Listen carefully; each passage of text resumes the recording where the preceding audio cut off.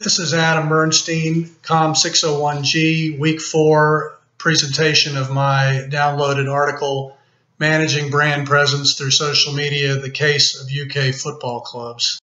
The authors were Jeff McCarthy, Jennifer Rowley, Catherine Jane Ashworth, and Elke Pioch. Their paper was published in 2014. There were 6 sections to the paper: introduction, literature review, method, findings and discussion, conclusions and recommendations broken up into 3 sections, and finally the reference section. In the beginning, the methods that they used in their research involved an exploratory approach based on multiple case studies. They reviewed soccer football team official sites as well as unofficial fan sites. They reviewed documents and websites. They interviewed team executives and did a thorough analysis of the results. In terms of the findings and discussion reported in their paper, the control of the conversation was where they focused a lot of attention, particularly fan banter being key in terms of the executive concern about participation in social, particularly the negative comments that came up in fan conversations. There was an acknowledgement that these social feeds as they exist today were really being treated primarily as news channels with almost no interaction. A lot of discussion about the heritage of the brand and its history in the communities. The executives realized that they had to start to be more open to accepting the views of the fans, and although that may not be what they want to hear, and the exceptions in terms of the interactivity was making sure that rival teams were not hijacking their feeds, or there were comments, inappropriate comments about people or sponsors. And finally, addressing the cost of social media program oversight. From a fan engagement standpoint, the management acknowledged and the authors reported on a very underdeveloped digital capacity and understanding of the fan on behalf of the teams. This undeveloped capacity was pushing fans to unofficial sites and away from the team sites.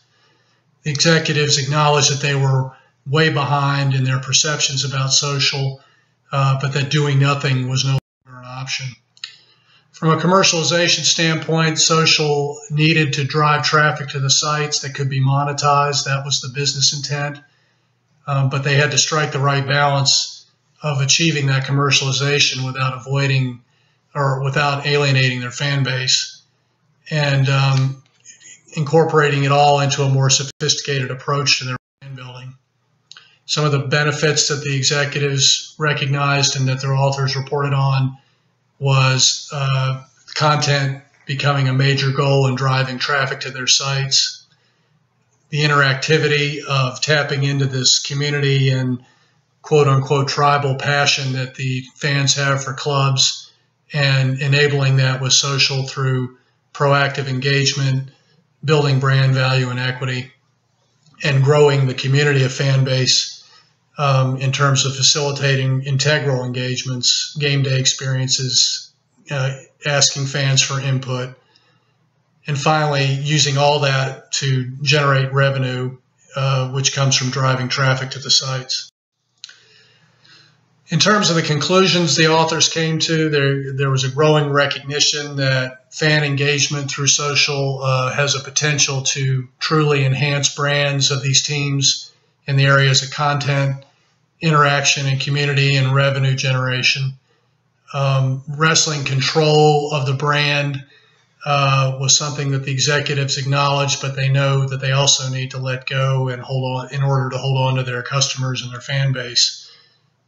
These executives, the authors reported, had demonstrated a real lack of centralized marketing strategy, and therefore their social strategy was very undeveloped. Some of the major issues they were wrestling with, or the teams were wrestling with, was really working with fans to sustain and develop the brand, the level and the nature of this engagement with fans using social, and the objectives of the engagement making sure that they struck the right balance between short-term revenue versus the long-term cultivation of their communities, and hitting the right balance with commercialization that would meet the goals of the fans as well as the franchise.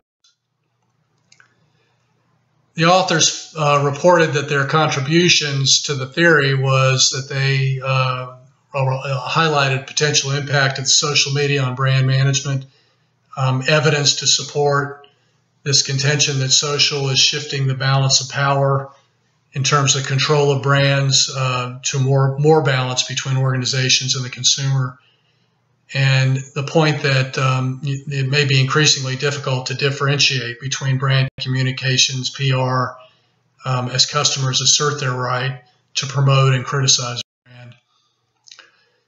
Some of the limitations that they identified to the research was the relevance to business sectors other than football. They need further study of applications within professional football in the United Kingdom because there just weren't that many to study. They want to be able to look at studying different sports in other parts of the world with very passionate fan bases as a way to learn how to develop it in the UK. For football clubs and organizations, some of the implications to management, really understanding the risks and the rewards of acting or not acting, taking a look at strategy and tactics for social and a broader marketing program. This idea of integrating fan leadership in terms of identifying key influencers among fans for helping design and interact on PR and social. And finally, addressing common challenges with other organizations that have strong membership and customer bases and strong brand views. And then the end of the report, of course, was the reference section. And this completes my presentation.